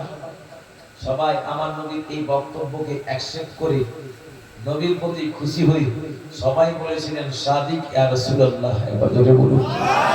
আমার নবীকে উপাধি দিলেন সাদিক, যে আপনি যে কথাটা বলেছেন সত্য বলেছে, একবার জোরে বলুন। এই ফুলফুল সংগঠন চালু হয়ে গেল। আমার নবীর বয়স আস্তে আস্তে 23-এ পৌঁছে গেল। এই 23-এ যখন পৌঁছেছে, আমার আপনার নবী নূর নবী চাচা যান আবু তালিবের বাড়ি অনেক দুর্ভিক্ষ দেখা দিয়েছে, অনেক অর্থ টাকা পয়সার টান দেখা দিয়েছে। ওই সময় নবীর ফুফু যান, যার নাম ছিল আতিকা, আতিকা এসেছেন বেড়াতে আবু তালিবের বাড়ি। তিনি এসে দেখছেন যে মোহাম্মদ বড় হয়ে গিয়েছে, মোহাম্মদ সাবালক হয়েছে, এই মোহাম্মদের বিবাহ শাদী দিতে হবে। কি গো, ছেলে মেয়ে বড় হলে বিবাহ শাদী দিতে হবে না? যখন দেখবেন আপনার ছেলে মেয়ে বড় হয়েছে, আপনার বোন বা আপনার শালী যে কেউ বেড়াতে আসলে বলবে, তোমার ছেলে তো বিবাহ দেওয়ার মতো হয়ে গেছে। কি গো, বলে না, বিবাহ দেওয়ার মতো হয়ে গেছে। আতিকা এসে বলছেন, ভাই আবু তালিব, ভাতিজা মোহাম্মদ তো বিবাহ শাদী দেওয়ার মতো হয়ে গিয়েছে, বিয়ে দিতে হবে। আবু তালিব বলছেন, এক সংসারের টান, এখন বিয়ে কি করে দেব? এখন খাদ্য খোরাক দিতে পারি না, আবার বিয়ে দিলে আবার একজন মেম্বার বাড়বে, তাকে কোথা থেকে খাওয়াবো? ওই সময় আতিকা বলছেন, আমার নবীর কাছে আসলেন, ভাতিজা মোহাম্মদ, তুমি তোমার চাচা জানের পাশে দাঁড়িয়ে যদি একটু রোজগার করে দাও ভালো হবে না? তোমার তো বয়স হয়েছে। আমার নবী বলছেন, ভগমা আপনি বলুন, শুনুন না, আমি কাজ করতে চাই, কিন্তু আমার চাচা যান আমাকে যেতে দেবে না, বাধা দেয়। আমি বসে থাকতে চাই না, কারণ বড় হয়েছি আমি, কিন্তু চাচা যান দেবে না। আবু তালিবকে গিয়ে বললেন, আবু তালিব বলছেন, আতিকা শোনো, ওটা হচ্ছে আমার ভাতিজা, এতিম ভাতিজা, ওকে যদি কাজে বলি ও ভাবতো যে আমার আব্বা থাকলে আমাকে কাজ করাতো না, যদি মনে দুঃখ পায়। আমি আবু তালিব এতিম বাচ্চাকে দুঃখ দিতে চাই না, একবার জোরে বলুন, আর একটু জোরে বলুন। ওই সময় আতিকা বললেন, ভাই আবু তালিব যদি মোহাম্মদ স্বইচ্ছা করতে যায় আপনি এতে বাধা দেবেন? বলছে, ও যদি স্বইচ্ছাই করে তাহলে যেতে পারে। আতিকা এসে বললেন, ভাই মোহাম্মদ, ভাইপো মোহাম্মদ, তুমি তাহলে কাজ করবে সৎ ইচ্ছায়? বলছে, জি প্রভু আম্মা, আমি করব। সাথে সাথে আতিকা কাজ ঠিক করতে গেলেন। তার বান্ধবী, তার নাম ছিল খাদিজা। এই খাদিজা হচ্ছে মক্কার জমিনে বিশাল সম্ভ্রান্ত পরিবারের। তার আব্বার নাম খুয়াইলিদ। এই খুয়াইলিদের 2টো সন্তান ছিল, একটা হলো আওয়াম আর খাদিজা। খাদিজার ভাইয়ের নাম আওয়াম। আওয়াম কিন্তু ছোটবেলায় মারা যায়। আর খুয়াইলিদ তার বয়স হয়েছে, সে বুঝতে পেরেছে আমি আর বেশি দিন থাকবো না, ব্যবসাটা আমার কন্যা খাদিজাকে শিখিয়েছি, তাকে ধরিয়ে দিই, কারণ সমস্ত কিছু তো খাদিজাকে সব বুঝিয়ে দিবে। আম্মা জান মা খাদিজার কাছে আতিকা যখন গেলেন, আতিকা গিয়ে বললেন, বান্ধবী খাদিজা, তোমার কি কাজের লোকের দরকার? ওই সময় বললেন, হ্যাঁ দরকার রয়েছে, আমি এইরকম সততা প্রমাণের লোক পাই না। ওই সময় আতিকা বলেছিলেন, ও খাদিজা, আমার ভাতিজা রয়েছে, আমার ভাতিজা হচ্ছে সত্য, আমি কারণ বললে তুমি এমনি করে তোমাকে বেশি বেশি লাগবে। আমার মনে হয় তুমিও শুনেছো, মক্কার জমিনে আল আমিন বলে যাকে লকাব দেওয়া হয়েছে, মক্কার মানুষেরা, মক্কার লোকেরা তার সততার জন্য তাকে সাদিক উপাধিতে ভূষিত করেছে। খাদিজা ওই সময় বলেছিলেন, আতিকা, তাহলে তুমি তোমার ভাতিজাকে আনতে পারো। এমনি করে আতিকা চলে আসলেন আমার নবীকে নিয়ে, মা খাদিজার কাছে নিয়ে যাচ্ছেন। কোন কাজ করবে বাবা, আম্মা জান মা খাদিজা দিনাত চাঁদের উপরে দুপুর বেলা এমনি করে উঠে রয়েছে না।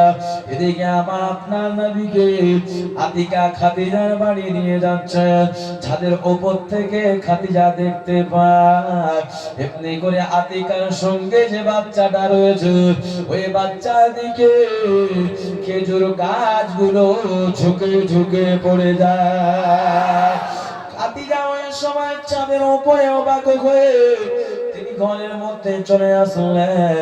ঘরের মধ্যে এসে খাদিজা ওই সময় তিনি বাবা একটা ইব্রানি ভাষায় তাওরাতে পান্ডুলিপি ছিল, ওই পান্ডুলিপিটা যখন তিনি খুলে দেখতে পেলেন না, আখেরি জামানার যিনি নবী হবে, শেষ নবী হবে, তাকে আসমান চিনবে, মেঘ চিনবে, তাকে পৃথিবীর গাছপালা চিনে নেবে।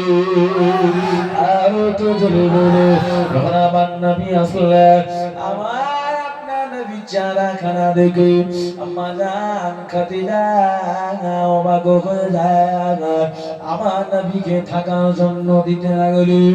আল্লাহর নবী বললেন, ফুফু আতিকা, আমি সবার সঙ্গে থাকবো না, কারণ আমাকে পার্সোনাল রুম দিতে হবে। আম্মা জান মা খাদিজা আমার আপনার নবী পার্সোনাল রুম দিয়েছিলেন। কারণ আমার নবী সবার সঙ্গে থাকা পছন্দ করেন, একা একা থাকবেন, কারণ আল্লাহ থেকে মর্যাদা দিয়েছেন। আমার নবী তিনি একা থাকতে লাগলেন।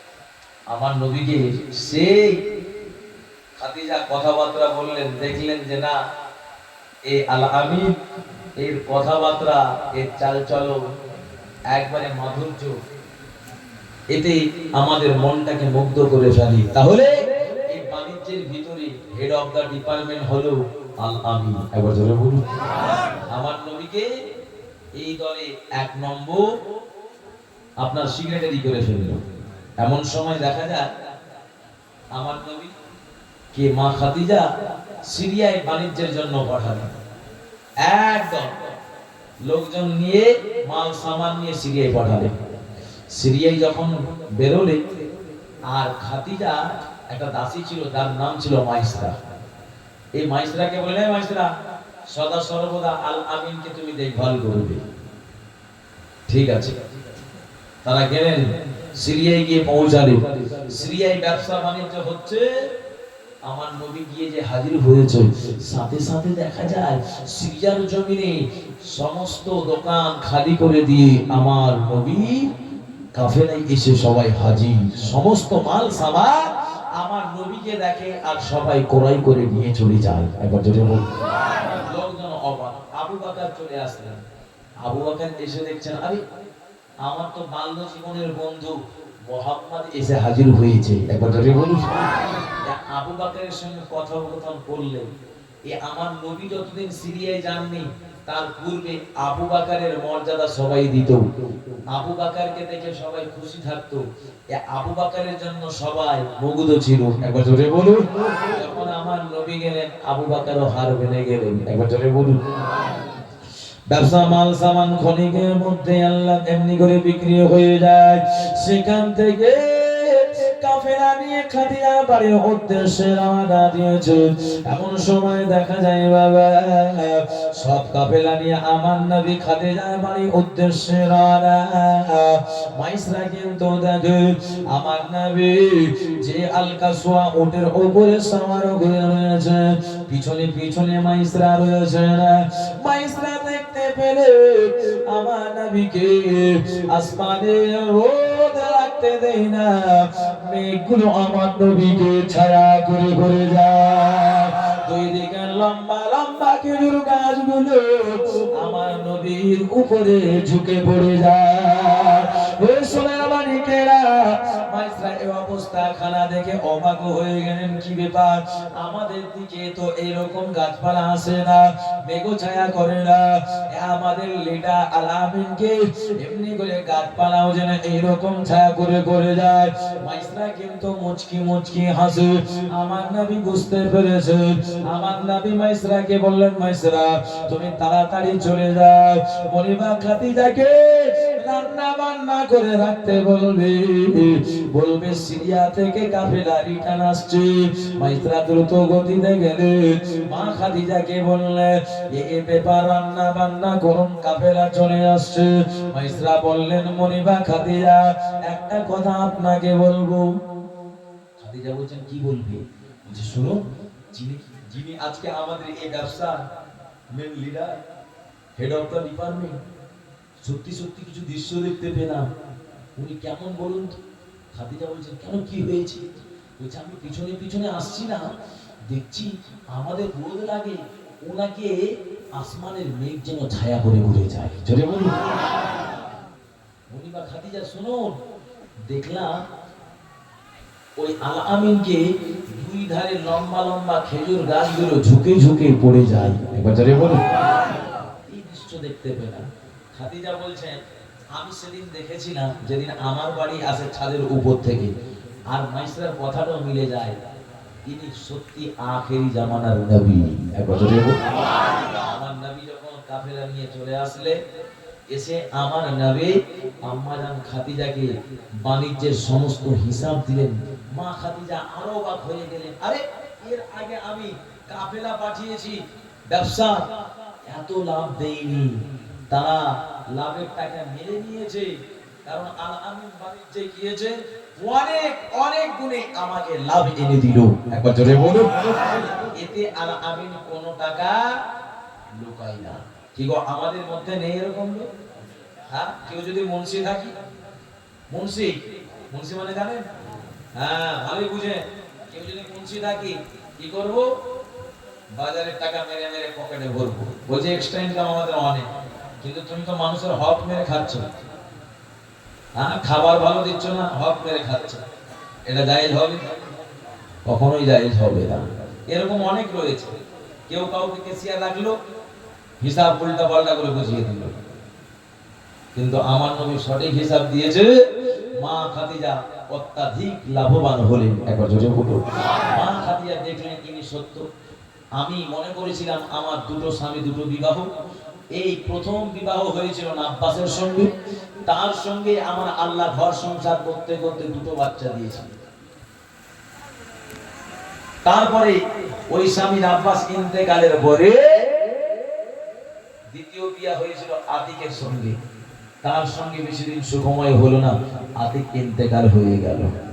সাথে সাথে আল্লাহর হাবিব এমনি করে মা খাদিজা বললেন যে আর আমি বিবাহ করব না, কিন্তু আমার নবীর এই ব্যবহারখানা দেখে মা খাদিজা মনে মনে বুঝলেন ইনি আখেরি জামানার নবী যদি হন, তাহলে আমি খাদিজা আমার জীবনটা তার স্ত্রী হলে ধন্য হয়ে যাবে। জোরে বলুন। রাতের বেলা ঘুমিয়েছেন, মা খাদিজার ঘুম আসে না, কারণ কি করে বিবাহের পাইগাম দেব। তার বান্ধবী নাফিসা খাদিজার কাছে থাকতেন, নাফিসা বলেন, খাদিজা কি ব্যাপার, তোমার ঘুম কেন আসে না? মানুষ যখন কোনো জিনিস নিয়ে ভাবনা চিন্তা করবে, দেখবেন সেই দিন তাকে ঘুম আসতে দেয় না। সেটাই হচ্ছে আসল স্বপ্ন। মানুষের স্বপ্ন আসল কোনটা? যে স্বপ্নকে নিয়ে মানুষ ভাবতে ভাবতে ঘুম আসে না। ঘুমের মধ্যে একটা আসল স্বপ্ন নয়, স্বপ্নটা হচ্ছে যে স্বপ্ন মানুষ ঘুমাতে দেয় না, সেটাই হচ্ছে আসল স্বপ্ন। মা খাদিজার স্বপ্ন, মা খাদিজাকে ঘুমাতে দেয় না। একবার যদি বলি নাফিসা কি বলবো, হ্যাঁ আমার মনের মধ্যে একটা টান এসেছে, মনের মধ্যে একটা জোয়ার এসেছে। একবার যদি বলি, বলছি কিসে? বলছেন নাফিসা, এই যে আল আমিন আছে না, আমি মনে করেছিলাম বিয়ে করবো না, কিন্তু আল আমিন তো খুব ভালো। আমার মনে হয় আমার ব্যবসা মাল সামনে আমি কি করব, এই আল আমিনকে বিয়ে করে নেব, আর আল আমিনকে সব আমি এইরকম করে আমার মাল সামান দেখভাল করবে। নাফিসা বলছেন, খাদিজা তুমি এত ধনী হই এই আল আমিনকে বিয়ে করবে? মক্কার লোক তো তোমাকে ছিছি বলবে, তোমার নামে কালি লাগাবে, কারণ ও তো একজন এতিম, ও তোমার একজন চাকর, তোমার বাড়িতে থাকে, আর তুমি সেই গরিব চাকরকে বিয়ে করবে? খাদিজা বলছেন, এই এরকম কথা বলো না, কারণ আল আমিন যা আছে পৃথিবীর কোনো মানুষের নাই। একবার জোরে বলি, আল আমিনের যা আছে পৃথিবীর মানুষের নাই। নাফিসা, কালি লাগবে লাগবে, ওটা দূর করার রাস্তা উপায় আমার কাছে আছে। আগে পাইগাম দাও। তাড়াতাড়ি আতিকাকে বললো। আতিকা বিবাহের পাইগাম পেয়ে খুশি হয়ে গেল, সাথে সাথে আবু তালিবকে জিজ্ঞেস করলো। আবু তালিবও রাজি হয়ে গেল, বলছে ভাই গো মোহাম্মদকে জিজ্ঞাসা করো, আমার নবী কোনো কথা বললেন না। এদিকে আতিকার বিবাহ ঠিকঠাক হয়ে গেল। আমার নবী মা খাদিজার বাড়ি থেকে চাচা আবু তালিবের বাড়ি চলে যান। আতিকা এমন সময় গিয়ে আমার নবীকে বললেন, আমার নবী কোনো কথা বললেন না। যখন মানুষ চুপ থাকে যে কোনো কাজে, মনে রাখবে সেটাই হচ্ছে সম্মতি সূচক। একবার জোরে বলুন সুবহানাল্লাহ। সেটাকে হ্যাঁ বলে ধরা হয়, কারণ মানুষ না একবারে বলে দেবে। হ্যাঁ জিনিসটা বুকে ফুটে মুখে ফুটে না, অনেকের এরকম আছে। এমন সময় দেখা যায় এদিকে মা খাদিজাও খুশি। আম্মা জান খাদিজা বলছেন, নাফিসা যাও, মক্কার জমিনে আমার অপবাদ রটবে কেন? মক্কার সবাইকে দাওয়াত করে দাও, আমার বাড়ি এসে খাবে, সবাই খাওয়া দাওয়া করবে। অমুক দিন মা খাদিজার বাড়ি দাওয়াত, কারণ মা খাদিজা তো গরিব নয়, ধনী, তার বাড়ি সবাই যাবে। ধনীর বাড়ি সবাই যায়, কি গরিবের বাড়ি সবাই যাবে না, কারণ খাওয়া দাওয়া খুব ভালো হবে। সব লোকজন দাওয়াত করেছে, সঠিকভাবে সমস্ত লোক চলে এসেছে, সবাইকে খাইয়েছে দাইয়েছে, বিশাল আইটেম করেছে, সবাই খেয়েছে। মা খাদিজা একবারে গেটের সামনে দাঁড়িয়ে, মা খাদিজা বলছে, তোমাদের সবার খাওয়া দাওয়া হয়েছে, ঠিকঠাক হয়েছে তো? বলছেন মুনিবা খাদিজা, সত্যি সত্যি আপনার সুনাম করে বলি, আপনি এত যে ব্যবস্থা করতে পারেন, হ্যাঁ আপনি এত ব্যবস্থা করেছেন, আমাদের রুচি সম্মত আমরা খেয়েছি, আমাদের পেটও ভরেছে, আমাদের মনও ভরে গিয়েছে। মা খাদিজা বলছে, এই দরজাটা বন্ধ করো, দরজাটা বন্ধ করবে। সবাই বলছে, কি ব্যাপারে, দরজা কেন বন্ধ করবে? এবার আমাদের ধরে মারবে নাকি? হ্যাঁ, যে দরজা বন্ধ করলেন, ওদের কিন্তু ভিতরটা একবারে কি হবে কি হবে। আম্মাজান মা খাদিজা বলছেন, এই মক্কার লোকেরা, তোমরা আজকে আমার সুনাম করলে, কিন্তু আমার নাম নিয়ে ছোট বড় কথা বলেছো, আমার নামে ছোট বড় কথা বলেছো, বড় আমাদের মা খাদিজা আমি সময় জানিয়ে দিলি, ও মক্কার নওজওয়ান যুবকেরা, তরুণীরা, বাচ্চারা, আমি খাদিজা, আমি গোলাম ধনীকে আমার সব মান-সম্মান আমার স্বামী আল আমিনকে দিয়ে দিলাম। তোমরা বলো আমি খাদিজা এখন গরিব না ধনী? সবাই বলল খাদিজা আপনি সব মাল সামান আল আমিনকে যদি দিয়ে দেন, আপনি গরিব, আল আমিন তাহলে কি? আল আমিন ধরে আমি খাদিজা সব মাল সামান আমার স্বামী আল আমিনকে দিয়ে দিলাম। ও মক্কা মানুষেরা বলো বলো, আমি খাদিজা আমি একজন গরিব হয়ে আমার তুমি স্বামী আল আমিনকে বিবাহ করব। এটা তোমাদের বলার আর কিছু আছে? সবাই চুপ, সবাই মুখ বন্ধ। মা খাদিজা বললেন, দরজা খুলো, সবাইকে বার করে দাও, আর কোনো কথা নেই, সবাই স্টপ। ও দুনিয়ার মুসলমানেরা, ও নবীর উম্মত উম্মাতাদিয়া, আল্লাহর হাবিব সাল্লাল্লাহু আলাইহি বয়স যখন 25 বছর পূর্ণ হলো, আম্মা জান মা খাদিজা 40 বছর বয়স, চাচা আবু তালিব আমার নবীর সঙ্গে মা খাদিজার বাড়িতে বিবাহ শাদী দিয়ে দিলেন। একবার জোরে জোরে বলুন সুবহানাল্লাহ।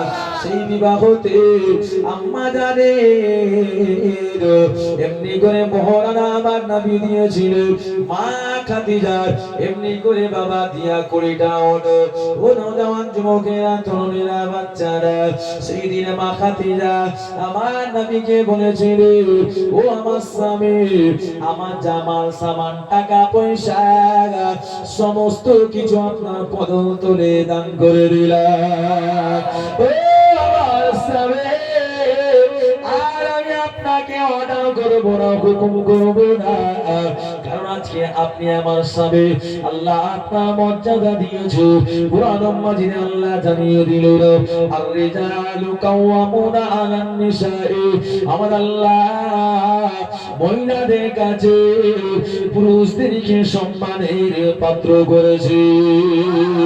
নওজওয়ানেরা, আমার আপনার নবী আম্মা জান মা খাদিজার সঙ্গে ঘর সংসার করতে নাইলে দেখা যায় ঘর সংসার করতে করতে আম্মা জান মা খাদিজার গর্ভ থেকে 7টা বাচ্চা হয়েছিল, 3জন পুরুষ 4জন মহিলা।